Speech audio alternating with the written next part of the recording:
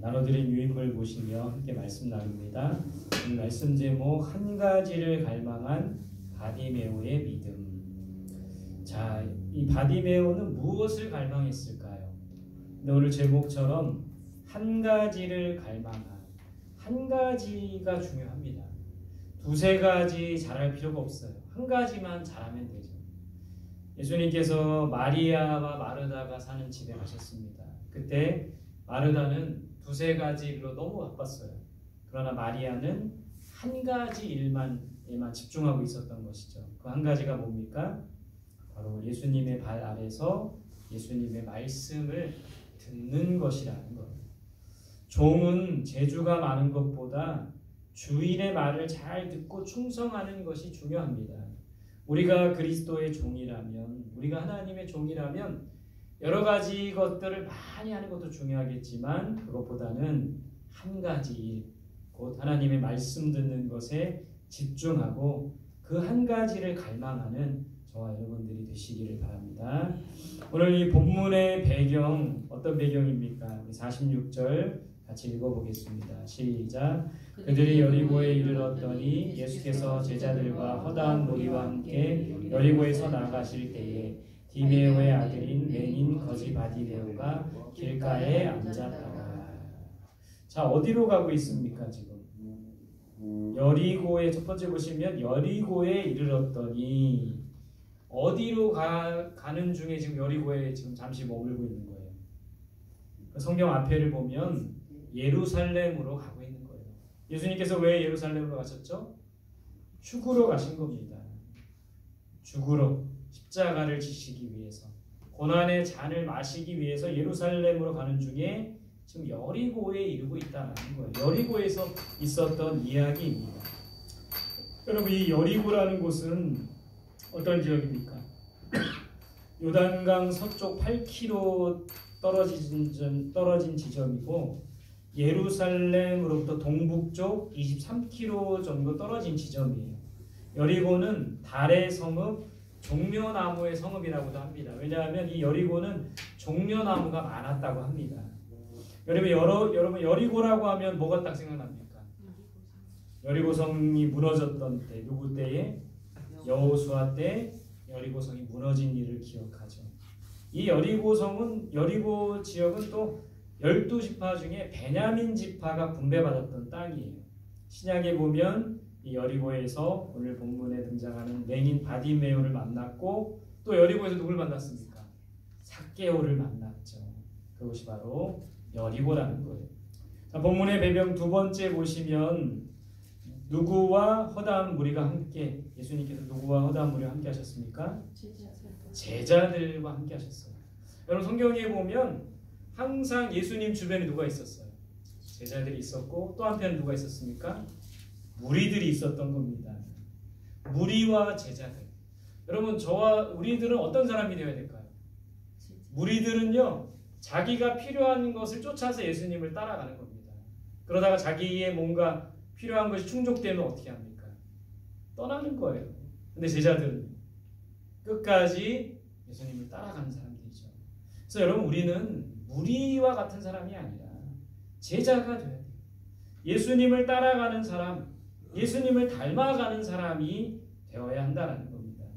근데 오늘 이 바디메오를 만나기 전에 이 제자들 안에 무슨 일이 있었습니까? 그 10장 그 46장 위로 보면 어떤 일이 있었어요? 지금 이 제자들이 분란이 일어난 거. 뭐 때문에? 야고보와 요한이 예수님께 자리를 요구한 겁니다. 예수님의 좌편, 우편, 그걸 우리 달라고 하는 거예요. 그러니까 높은 자리에 앉고 싶다고 하는 것이죠. 예수님 뭐라고 하셨습니까? 내가 마시는 잔을 마실 수 있겠니? 예수님 마시는 잔이 뭡니까? 고난의 잔이고 십자가죠. 십자가의 죽음입니다. 그러면서 하신 말씀이 너무나 유명한 말씀이에요. 누구든지 크고자 하는 자는 섬기는 자가 되고, 으뜸이 되려고 하는 자는 너희의 종이 되어라. 여러분, 제자들 안에 왜 다툼이 있고 분란이 있었던 겁니까? 어떤 자리를 차지하기 위해서? 좋은 자리, 높은 자리. 제자들의 관심은 높은 곳에 있었던 거예요. 근데 예수님의 관심은 어디에 있었습니까? 낮은 곳으로 낮은 곳으로 섬기는 곳으로 종이 되는 곳으로 낮은 곳으로 가셨다라는 거예요. 이것이 바로 이 제자들과 예수님의 다른 시각이었다라는 것이죠. 또 그때 예수님 시대의 바리새인들이나 서기관들, 종교 지도자들, 제사장들 이들과 예수님의 시선의 차이가 바로 여기 있다는 거예요. 여러분 우리는 높은 곳으로가 아니라 낮은 곳으로 가야 됩니다. 자, 3번에 보시면 누가 길가에 앉아 있었어요? 바디메오가 길가에 앉아 있었습니다. 여러분 만약에 예수님의 관심이 높은 곳에 있었다면 바디메오를 보고 어떻게 하셨을까요? 그냥 지나쳤을 수도 있습니다. 왜냐하면 높은 곳, 더 높은 자리를 바라보면 바디메오가 보였겠습니까? 근데 예수님의 관심은 어디에 있었습니까?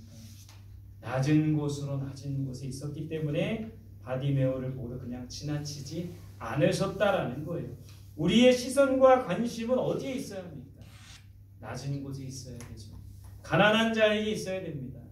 연약한 자에게 있어야 되는 거예요. 예수님의 그 시선이 머무는 곳에 우리의 시선이 있고 예수님의 마음이 있는 곳에 우리의 마음이 있기 원합니다. 그런 우리들이 될 수 있기를 간절히 소망합니다. 자, 두 번째 바디메오는 어떤 사람입니까? 어떤 사람인가? 첫 번째 보시면 누구의 아들이죠? 디메오의 아들이라고 돼 있어요. 성경에 보면. 여러분 이 디메오의 이름 뜻이 혹시 뭔지 아십니까? 뭘 것 같으세요? 디메오. 명예라는 뜻이에요. 명예. 여러분 성경에 나오는 이 사람의 이름은 의미가 중요해요. 또 이름대로 된다고 하잖아요. 아마 이 디메오라는 사람을 성경에서는 여기만 등장하고 설명도 별로 없어요. 근데 이 이름 뜻이 명예래요. 명예. 아마도 명예를 굉장히 중요시했던 그런 집안, 그런 사람이었을 거라고 봅니다. 근데 그 아들이 어떤 사람이에요? 맹인이었다는 거예요. 맹인. 여러분 이때 당시에 맹인이라는 거는 하나님의 저주를 받은 자라는 그런 의미가 담겨 있다라는 거예요. 디메오는 명예를 중요시했기 때문에 아마 이 바디메오가 언제부터 맹인이 된지는 나오진 않아요. 그러나 아마 이 아들을 부끄럽게 여기고 버림받은 아들이 아니었겠습니까? 그러니까 거지 생활을 했던 거죠. 자, 두 번째 이 바디메오는 어떤 사람입니까? 맹인이었어요. 앞을 볼 수 없는 사람이었습니다. 얼마나 불편할까요? 누군가의 도움이 필요한 사람이었습니다. 서두에 제가 좀 전에 말씀드렸죠. 맹인이라는 것은 유대 사회에서 저주받은 자라는 그런 낙인이 찍혔습니다. 그래서 하나님께 버림받고 가족에게도 외면당한 자가 오늘 이 소경 바디메오라는 겁니다. 자, 세 번째 이 바디메오는 어떤 사람이었습니까? 거지였다는 거예요. 여러분 유대 사회에서 이 거지라는 것은 하나님의 복을 누리지 못한 자가 바로 거지. 그러니까 부유하면은 이 유대 사람들 생각 속에 부유하면은 하나님께서 복 주시고 가난하고 거지 생활하면 하나님께서 복을 주시지 않는 자라는 그런 인식이 있었다고 합니다. 그러니까 바디메오는 이중 불행을 갖고 있었던 사람이에요. 병으로 앞이 보이지 않음으로 인해서 저주받은 자이고 하나님께 또 거지면서 하나님의 복을 누리지 못한 자, 이런 이중 불행을 가지고 있었던 자가 바로 바디메오입니다. 하나님께 저주받은 자, 하나님의 복을 누리지 못한 자, 게다가 가족에게도 사람들에게도 외면당하는 자, 정말 소망이 없는 자이고 살아갈 이유와 기쁨이 하나도 없는 그런 사람이 오늘 바디메오였다라는 겁니다. 자, 이런 바디메오가 예수님이 여리고에 오셨다는 말을 듣게 됩니다. 듣고 어떻게 합니까? 첫 번째 보세요. 어떻게 합니까? 다윗의 자손 예수여 나를 불쌍히 여기소서. 한번 따라해 볼까요? 다윗의 자손 예수여 나를 불쌍히 여기소서.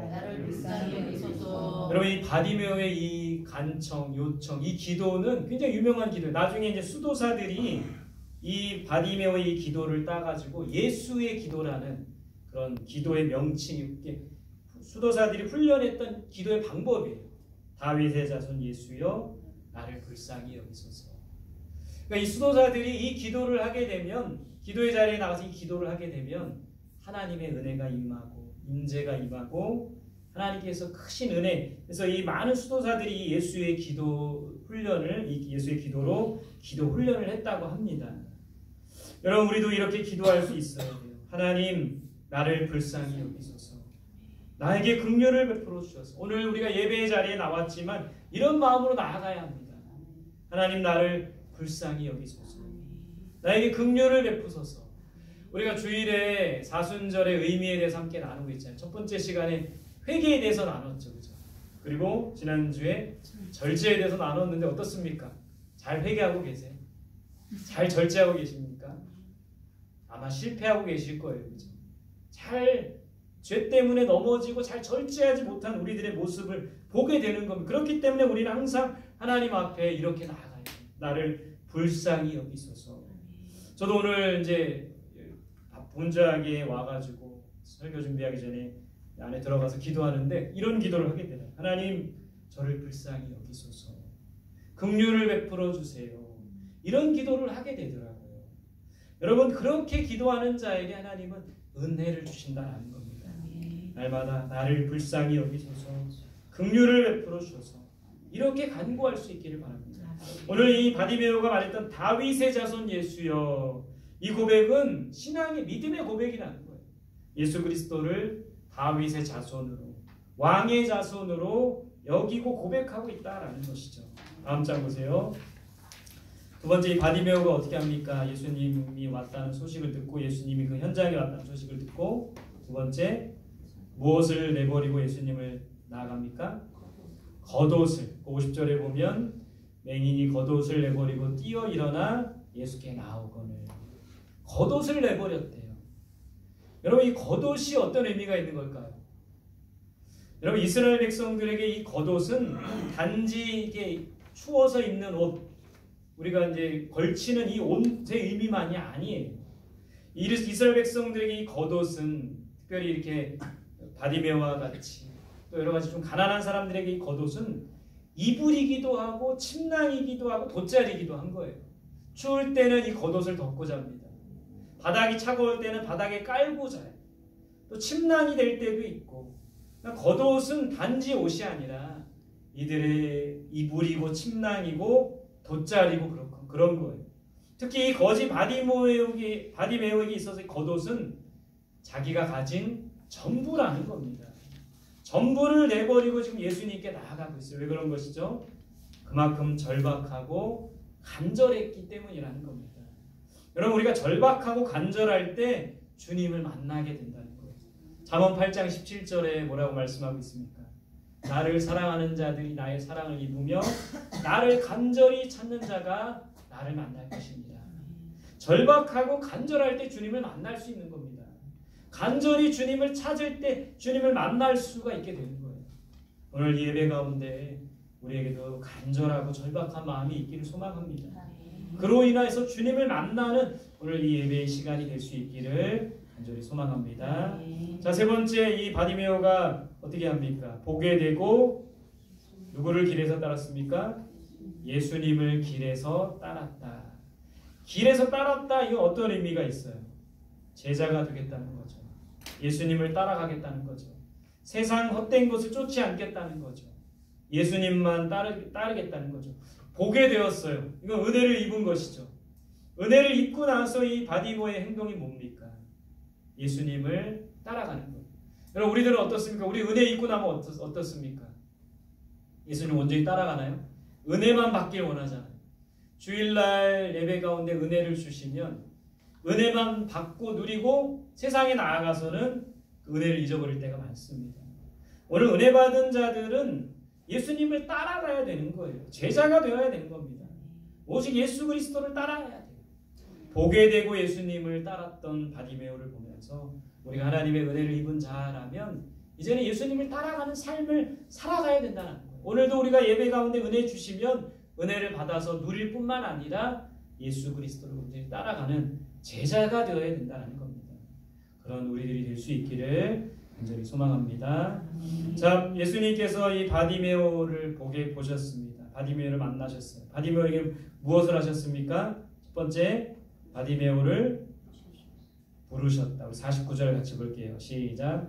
예수께서 머물러 서서 그를 부르라 하시니 그들이 그 맹인을 부르며 이르되 안심하고 일어나라. 그가 너를 부르신다. 아멘. 예수님께서 바디메오를 어떻게 하셨습니까? 부르셨습니다. 하나님께서 우리를 부르세요. 불렀기 때문에 이곳에 나왔죠. 각자의 부르심이 있는 겁니다. 목사로서, 전도사로서, 성도로서, 재직으로서, 학생으로서 하나님의 부르심에 응답하며 나아가야 된다는 거예요. 제자들도 예수님께서 부르셨죠. 부르심에서부터 출발하는 거예요. 오늘도 하나님께서 우리를 부르셨습니다. 예배의 자리로. 또 세상 가운데에서 하나님의 백성으로 하나님의 자녀로 부르셨어요. 그렇다면 그 부르심에 합당하게 살아갈 수 있어야 된다는 거예요. 우리를 부르신 하나님, 그 부르심에 응답하며 부르심에 합당하게 살아가는 저와 여러분들이 되시기를 바랍니다. 두 번째, 예수님께서 뭐라고 물으셨습니까? 내게 무엇을 하여 주기를 원하느냐? 내게 무엇하여 주기를 원하느냐? 맹인이 뭐라고 합니까? 보기를 원하나이다. 여러분 솔로몬에게도 비슷하게 물으셨죠. 솔로몬이 1000번제를 드리고 나서 하나님께서 말씀하십니다. 내게 무엇하여 주기를 원하느냐? 솔로몬은 뭘 구했죠? 지혜를 구했습니다. 바디메오는요, 보기를 원합니다. 가장 간절한 소원 한 가지를 바디메오는 구하고 있는 겁니다. 우리는 하나님께 나와서 가장 간절한 것을 구해야 돼요. 가장 간절한 거, 여러분들에게 가장 간절한 건 뭡니까? 돈일 수도 있겠죠. 또 뭡니까? 자녀들이 좀 제발 착하고 바른 길로 가는 거겠죠. 자녀들의 믿음일 수도 있겠죠. 또 건강일 수도 있겠죠. 여러분 가장 간절히 오늘도 하나님 앞에 나와서 가장 간절히 구하는 게 뭡니까? 마음의 평안일 수도 있겠죠. 여러 가지 간절한 것들이 있습니다. 근데 여러분 바울은 자기의 가장 간절한 게 뭐라고 고백하고 있습니까? 빌립보서 1장 20절에 보면 이렇게 말하고 있어요. 나의 가장 간절한 기대와 소망은 오직 그리스도가 존귀하게 되는 것이다. 여러분 우리의 가장 간절한 것과 다른 모습을 보게 되는 겁니다. 우리는 우리가 필요한 것들, 우리가 필요한 돈, 물질, 건강, 기타 등등. 근데 바울은 나의 간절한 기대와 소망은 그리스도가 존귀하게 되는 것이다. 오늘 바울에게서 좀 배울 수 있기를 바랍니다. 우리의 간절한 기대와 소망이 그리스도의 이름이 존귀하게 되는 것일 수 있기를 바랍니다. 여러분 내게 무엇하여 주기를 원하느냐 물어보실 때 덜컹 이거요 저거요 구할 수도 있어요. 그러나 한 번 더 생각해 보세요. 분명히 성경에서는 우리의 필요보다 하나님의 나라와 의를 구하라고 했습니다. 하나님의 영광을 구하라고 했어요. 근데 하나님의 나라와 의를 구하면 어떻게 되는 겁니까? 이 모든 것을 너희에게 더하시리라. 그러니까 하나님께서 흡족하게 여기신 것을 구하면은 나머지는 자동으로 된다는, 얻을 수 있다는 거예요. 솔로몬도 그랬죠. 솔로몬이 왕으로서 원수의 생명을 구할 수도 있었고 많은 군사를 구할 수도 있었고 재물을 구할 수도 있었지만 솔로몬이 지혜를 구했죠. 그때 하나님께서 뭐라고 하십니까? 네가 구하는 그것이 내 마음에 흡족하다. 그랬기 때문에 네가 구하지 않은 은금도 줄 것이고 네가 구하지 않은 원수의 생명도 줄 것이고 네가 구하지 않은 것까지도 더해 주시겠다 약속하셨습니다. 오늘 비록 바디메오는 무엇하여 주길 원하느냐? 보길 원합니다. 간절한 자신의 소원을 구했지만 우리는 조금 더 지혜롭게 구할 수 있었으면 좋겠습니다. 또 하나님의 나라와 의를 먼저 구하면 좋겠습니다. 바울과 같이 그리스도가 존귀하게 되는 것을 구하는 저와 여러분들이 되시기를 바랍니다. 자, 3번 보시면 뭐라고 말씀하셨습니까? 52절에 보면 내 믿음이 너를 구원하였다. 보세요. 오늘 이 바디메오는 눈을 떴죠. 가장 간절하게 원했던 것이 이루어진 겁니다. 기적이 나타난 거예요. 뿐만 아니라 뭐도 받았습니까? 구원도 받았어요. 구원도. 육체적인 복만 받은 것이 아니라 영적인 복도 받은 겁니다. 이 땅에서의 현세적인 복만 받은 게 아니라 내세의 복까지 받은 거죠. 영원한 생명을 얻은 것이죠. 누가복음 17장에 보면 10명의 나병 환자가 예수님께 나옵니다. 이제 제사장에게 가다가 다 고침을 받았어요. 10명 중에 몇 명이 누가 예수님께 다시 와서 감사했습니까? 단 한 사람, 사마리아 사람. 그 한 사람이 예수님께 다시 찾아와서 나머지 9명은 고침받아가지고 다 그냥 막 뿔뿔이 흩어졌어요. 집으로 가고 친구한테 가고 사랑하는 사람에게 갔는데 이 사마리아 한 사람은 예수님께 다시 와서 감사했어요. 근데 예수님께서 하신 말씀이 뭔지 아십니까? 내 믿음이 너를 구원하였다. 다른 9명의 이 나병 환자는 병만 고침받았어요. 근데 감사했던 이 사마리아 사람은 구원까지 받았다는 것이죠. 오늘 이 바디메오가 내 믿음이 너를 구원하였다. 어떤 믿음입니까? 예수님께서 해결해 주실 것이라는 믿음이 있었던 거예요. 치유해 주실 것이라는 믿음이 있었던 거예요. 그러니까 자기의 거독까지도 내팽개치고 예수님께 나아갔던 겁니다. 또 어떤 믿음입니까? 바디메오가 가졌던 믿음은 예수님을 하나님의 아들 다윗의 자손으로 믿는 믿음이었다라는 거예요. 그 믿음을 가지고 우리의 모든 문제 해결뿐만 아니라 우리의 영혼이 구원받는 이 땅에서 살아가는 어떤 현세적인 육체적인 복뿐만 아니라 영적인 복을 우리가 받아 누릴 수 있어야 된다는 거예요. 믿음을 통해 구원을 얻을 수가 있는 겁니다. 믿음이 있는 자가 기도 응답을 받을 수 있는 겁니다. 믿음을 통해 모든 우리 삶의 문제를 해결하시는 하나님을 보게 된다는 거예요. 믿음이 있어야지만 치유도 된다는 거예요. 저와 여러분들이 이 믿음을 가지고 이 땅에서의 그런 받는 복, 현세적인 복뿐만 아니라 영적인 축복도 받아 누리는 우리 모두가 될 수 있기를 간절히 소망합니다.